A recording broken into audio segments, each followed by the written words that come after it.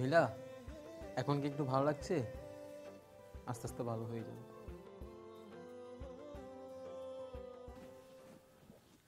বাহ বাহ বাহ।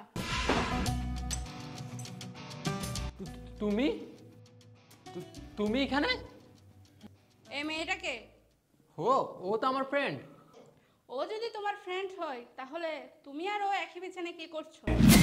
আরে তুমি জানো না, অনেকদিন পর রাস্তায় ওর সাথে দেখা হয়েছে, তাই আমার বাসায় এসেছে।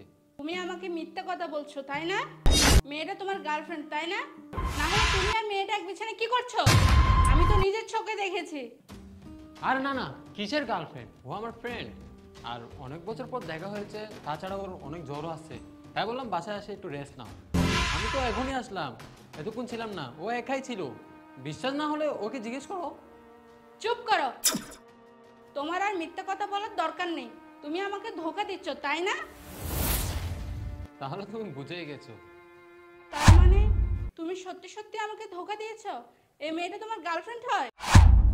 আসলে তুমি জানো না কিভাবে যে কি হয়ে গেল, আমি নিজেই বুঝতে পারছি না। হঠাৎ করে ওর সাথে আমার রিলেশনটা হয়ে গেল, আমি নিজেও সেটা বুঝতে পারিনি।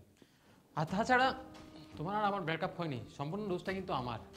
আমি জানি এসব দেখার পর কোনো মেয়ে তার বয়ফ্রেন্ডকে বিশ্বাস করবে না এবং রিলেশনও রাখবে না। আর আমি জানি আজকের মধ্যে তুমি আমার সাথে ব্রেকআপ করে দেবে। হ্যাঁ, তুমি ঠিকই ধরেছো। তোমাদের দুজনকে একই বিছানায় দেখার পরও তুমি কিভাবে ভাবলে আমি রিলেশন কন্টিনিউ করব? আজকে তোমার সাথে আমার ব্রেকআপ। আমি জানি তোমরা দুজনের মধ্যে কেউ আমার সাথে রিলেশনশিপ কন্টিনিউ করবে না, কারণ ও জানতো আমি সিঙ্গেল ছিলাম। এখন তো সে জেনে গেল আমার গার্লফ্রেন্ড রয়েছে।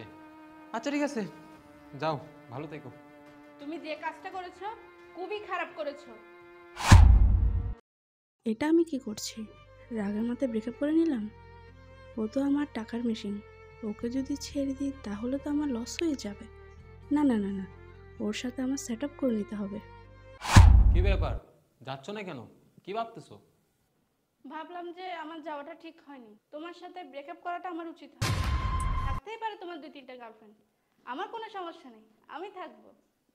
মানে তুমি মজা করতেছো আমার সাথে? না বাবু, আমি কোনো ফাজলামি করতেছি না, আমি সত্যি কথা বলছি। আমি তোমার সাথে থাকবো, তোমার সাথে ব্রেকআপ করব না। মেয়েটা যেখানে আছে থাকুক, তাতে আমার কোনো সমস্যা নেই। আমি তো তোমাকে ভালোবাসি। এই, তোমার কি মাথা টাথা খারাপ হয়ে গেছে?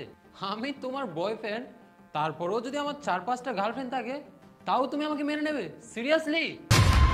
তুমি ফিট, তুমি হ্যান্ডসাম, তুমি চাইলে 2-3টা গার্লফ্রেন্ড রাখতেই পারো, তাতে আমার কোনো সমস্যা নেই। আমি তো তোমাকে ভালোবাসি, আমি সব সময় তোমার সাথে থাকবো। অবশ্যই আমি অনেক সুন্দর, অনেক হ্যান্ডসাম, তাই তুমি আমাকে ভালোবাসো, কারণ আমার অনেক টাকা। 10টা 20টা 20-30টা গার্লফ্রেন্ড থাকুক, অনেক মেয়েদের সাথে ঘুরে বেড়াই, তাও তোমার কোনো সমস্যা নাই। শোনো, তোমাকে পরীক্ষা করার জন্য আজকের এই প্ল্যানটা করা হয়েছে। আর ও শুধু আমার জাস্ট ফ্রেন্ড, আর কিছুই না। ওর সাথে আমি প্ল্যান করে আজকের এই কাজটা করেছি, তোমার এই চরিত্রটা ধরার জন্য। তুমি কি আসলে আমাকে ভালোবাসো নাকি শুধু টাকাকে ভালোবাসো? কিন্তু আফসোস, শেষ পর্যন্ত আমি হেরেই গেলাম। আরে না না বাবু, তুমি আমাকে ভুল বুঝতেছো, এরকম কিছুই না। আসলে আমি তোমাকেই ভালোবাসি, এজন্যই তো আমি তোমার সাথে থাকতে চাই। হ্যাঁ, বলেছিলাম, আর প্ল্যানও করেছিলাম 6 মাস পর তোমাকে বিয়ে করব। কিন্তু তার আগে সব পরীক্ষা হয়ে গেল, পরীক্ষার মধ্যে তুমি ফেলও হয়ে গেলা। কাহিনী কি জানো? তুমি যে এত ন্যাকা কান্না করে আমাকে ভালোবাসা দেখিয়েছিলে না, সেগুলো তো আমি গলিয়ে গিয়েছিলাম।